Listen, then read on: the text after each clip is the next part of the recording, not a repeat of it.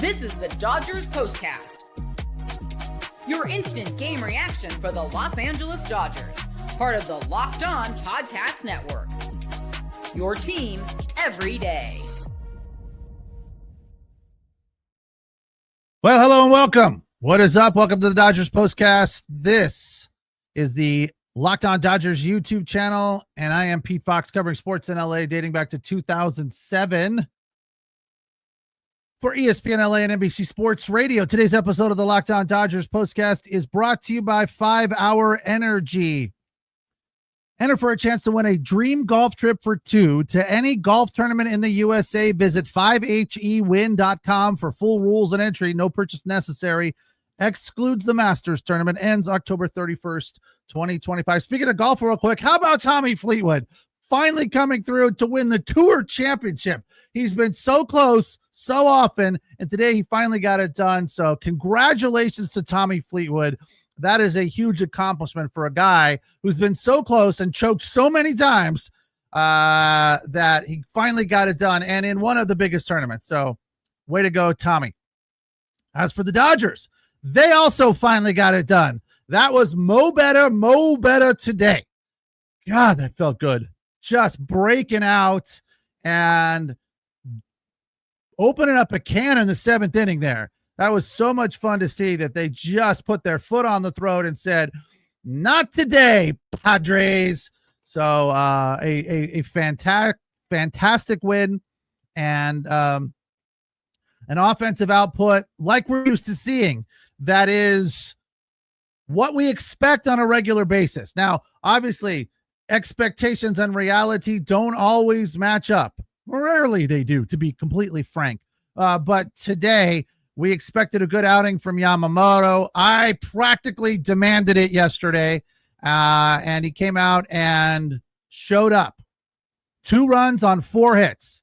Not perfect, but enough to win the game. A fantastic outing from him. He gets the win. He's now 11-8. He struck out 6 and was a gamer. He went out there and put the team on his back today. They talked about it during the broadcast, Joe and Oral.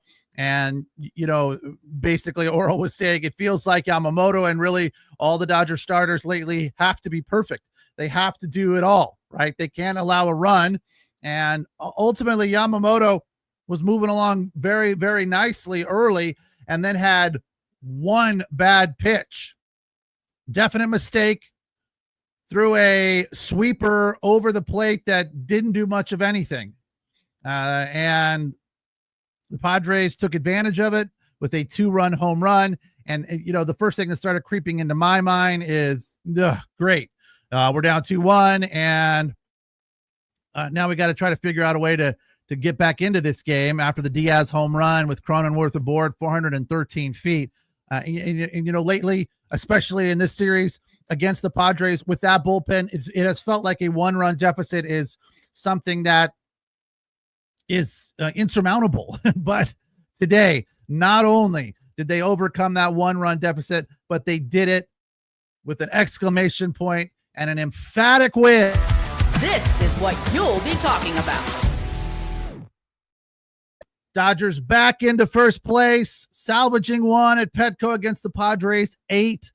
And with the tiebreaker, it really, in all essence, puts them back into first place in the West.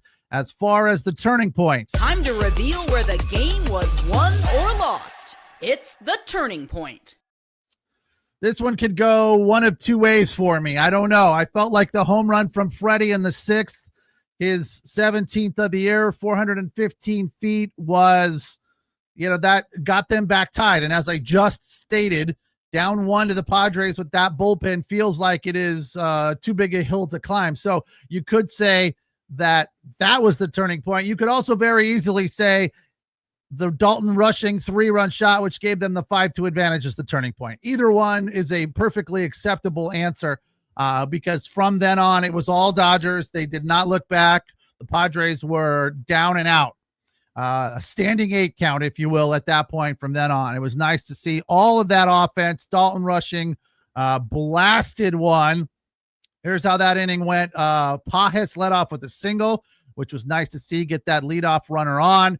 Conforto then walked. You know, he's got a garbage batting average, the worst in baseball, but he gets on base. So let's take advantage of that and be thankful for that. At least he's contributing on some level. Then Dalton Rushing, 387 feet on a slider off of Wandy Peralta. And one other thing that I want to mention, a head scratcher, if you will, from my perspective, something I don't get, but I absolutely love, is the fact that the Padres keep throwing, what's his name? Estrada out there against the Dodgers. And they have absolutely ripped him. He has it was 12 prior to the home run from Dalton Rushing, a 12 plus ERA in just 9 innings. He is an absolute batting practice fastball against the Dodgers. Just a complete gas can. I don't know what the Padres and their analytics department are analyzing to think that he needs to be out there. Don't get me wrong. I'm not complaining. Thank you so much for your ineptitude, San Diego. But I don't understand. It is a gift-wrapped fastball from him. His slider is very good against everyone else. Against the Dodgers, they own that guy. Palm Springs, California, Palm Desert to be specific, Palm Desert High School, you know, my hometown. I want to root for the guy, you know, even though he's a Padre. I'm like, what is going on? The fact that they put that guy in the game, I feel like the Dodgers start salivating. I know that I do. And I'm like, thank you. We'll take it. I mean, Pivetta started off a little bit shaky in the first, gave up a Shohei Ohtani walk rather. And then a sac fly to get the first run. Mookie had the only hit for the first few innings. Pivetta then settled in and struck out 5 of 6 from the end of the first into the third inning. The Dodgers couldn't, find any rhythm there. He was definitely dominating, and they were off balance. So they go up 1-0 in the first, which is nice. But obviously it would not have been enough to win this game, and they need more offensively. We've seen them put up 1 run and then go to sleep for 5 or 6 innings, something I've mentioned of late in that series against the Padres back in LA, and then at times in the series against the Rockies, something in the wins anyway. in the losses, they lost for an obvious reason. They had an inability to score runs. But in the wins, one of the things that was nice to see was it wasn't just one big inning and then the pitchers come in to shut down the opposition. They'd put up 2-1, 2-1. They scored in 5, 6, 7 of 9, 5 and 6 innings of 9. I don't think they put up runs in 7 innings, but it was 5 and 6 innings in a couple of games recently. I know one of them in Colorado against the Rockies, they scored in multiple frames, and that is nice to see. So today, in the first, in the 6th, in the 7th, and in the 9th, and let's not overlook the total amount of home runs. So Freddie with 2, his first multi-home run game of the season. That's nice to see. 415 feet for the first one, his 17th in the 6th. Then in the 7th, he went down the line, 349 feet. Mookie Betts was on base, who had gotten a base hit. 3 on the day for Mookie. So he's coming back around after a couple of games being completely silent today. He got hot. That's awesome to see. And the fact of the matter is that, we talked about this yesterday. We were digging deep into the last week for the top guys in the lineup, and all of them have been okay. Freddie, of course, being the best of them. And as I mentioned yesterday, Shohei, even though he's been kind of silent in this series, had an on-base streak of 18 games coming into this series against the Padres. So he's been really hot. And then, of course, homering in the 9th inning, a ball that he absolutely blasted for his 45th.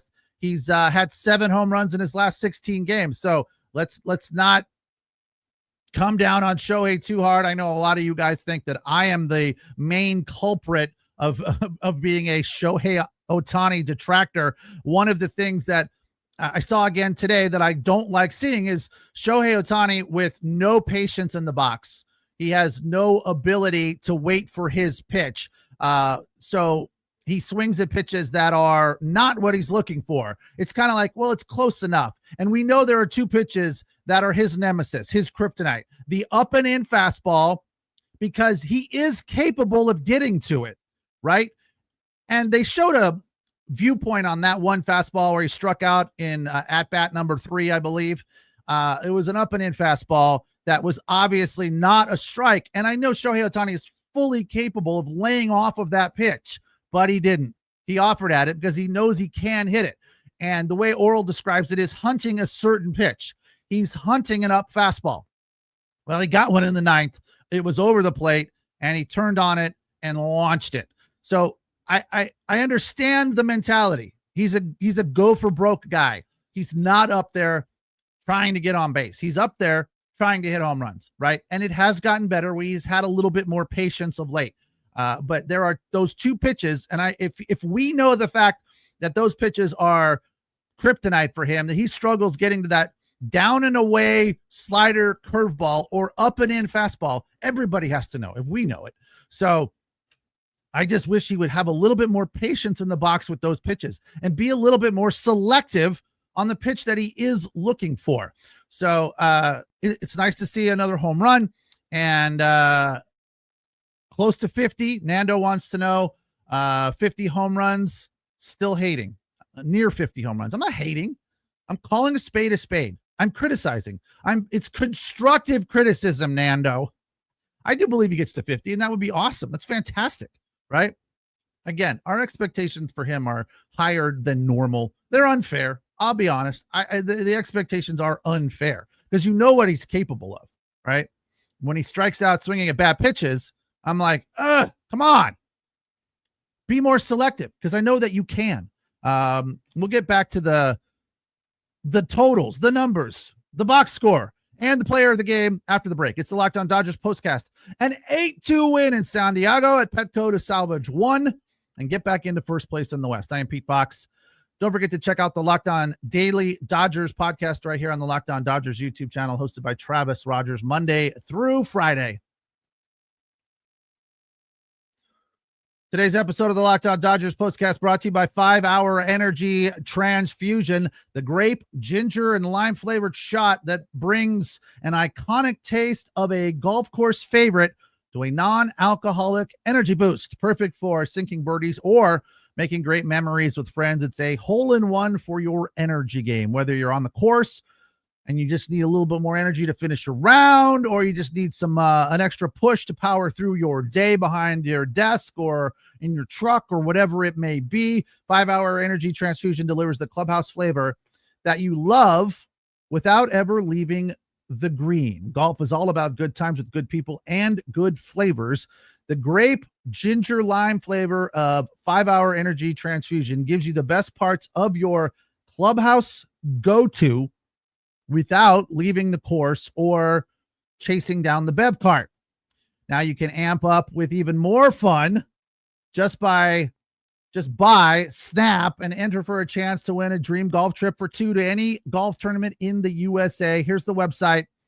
Tee up that trip by visiting 5hewin.com. 5hewin.com for rules and entry. No purchase necessary. Excludes the Masters tournament. Ends October 31st. Today's episode also brought to you by FanDuel. August 26th is officially FanDuel Futures Day, brand new holiday for football fans who live for bold predictions and preseason hunches. Preseason's basically over, so the regular season's right around the corner. August 26th is officially Tuesday, so you got 24 hours. FanDuel is giving you deals on NFL preseason predictions. So whether you're calling for your MVP early, eyeing a long shot division winner, or ready to crown your Super Bowl champ before week 1 even kicks off, this is your moment. Visit FanDuel on the app today and start planning your future bets now, because Futures Day is one day, August 26th, Tuesday, and one day only. FanDuel, play your game. Dodgers break out with a big 7th inning. Freddie Freeman, 2 home runs, powering the Dodger offense. This is the Locked On Player of the Game. Gotta be Freddie, with honorable mention to the one and only Dalton Rushing. He only gets to play a couple days a week, and had a big home run, a 3-run shot today for the Dodgers in that big 7th inning. A competent blast there for a 187 hitter. Miggy Rojas 0 for 4 today, but deserves some mention through this series and through this streak of inconsistency for the Dodgers. He's been one of the only guys that has been consistent. Miggy has a 280 batting average since the end of June. So that's been nice to see. And I don't think he gets enough credit and deserves it, because he's out there on a regular basis, moving from short to second to third, pinch hitting, and he's been producing all season long. Mookie back on the horse today with 3 hits, batting average at 248. The OPS lower than we expect from Mookie for sure, at just under 700. So he's starting to get hot, and even though he has considered his season to be over, I hope that we can find some clutch moments from him from here to the end of the season and then into the playoffs. As I mentioned yesterday, a lot of gettable teams on the Dodgers schedule to wrap up this season.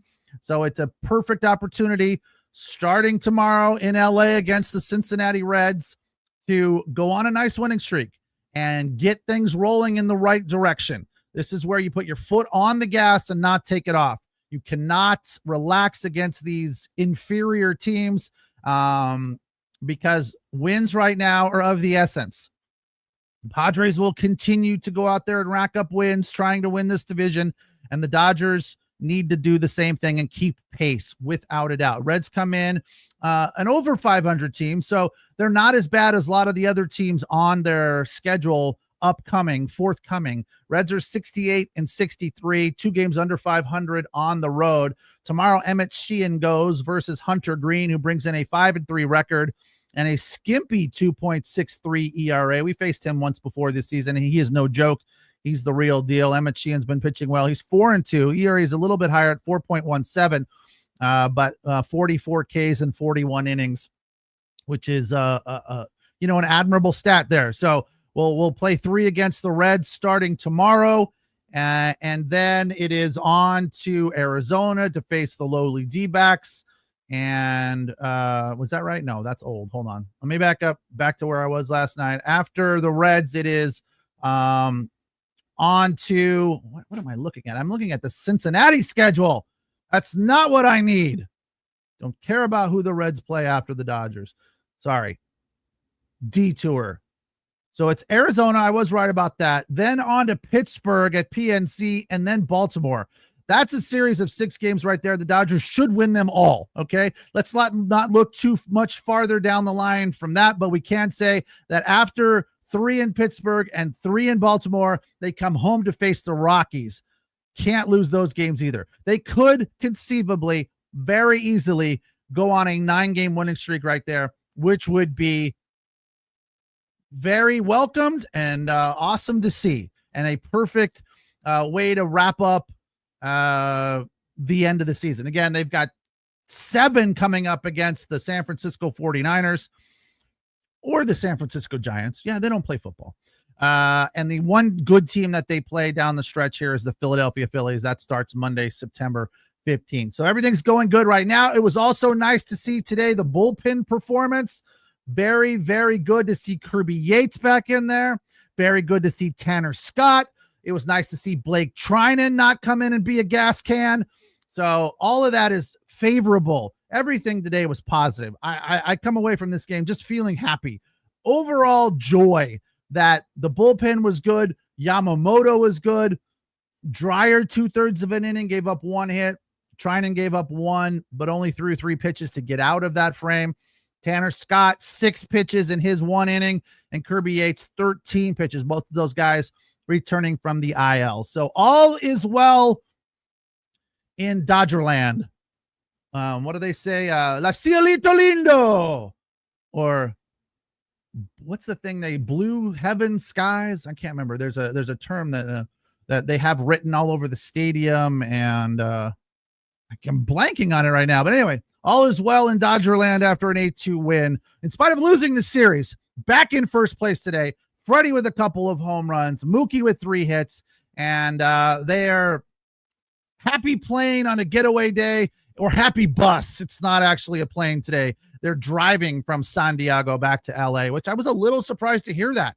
It's not like it's impossible to fly, but they're driving, which was that's interesting. Yeah. So on the bus, it'll be a happy bus up the 5 from San Diego back to the Ravine, and then back to work tomorrow against the Reds.